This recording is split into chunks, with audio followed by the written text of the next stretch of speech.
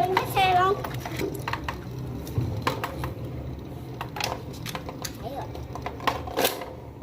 Ô, quên rồi kìa.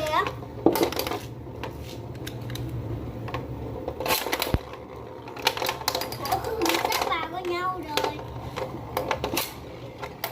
Chết rồi.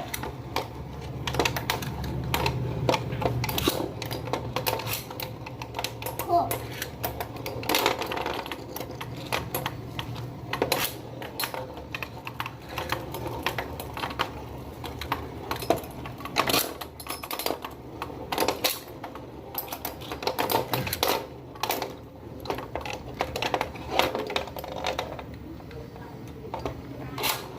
Ôi đây một cái thôi. Thôi một cái thôi nha.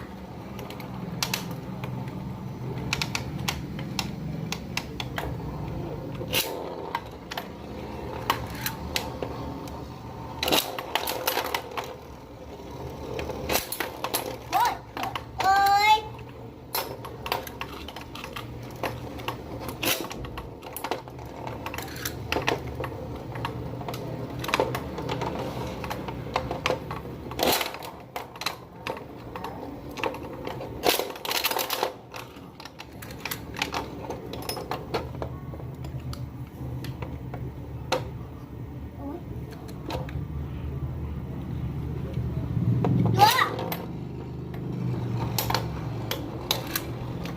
Thôi được rồi, có cái thôi nha.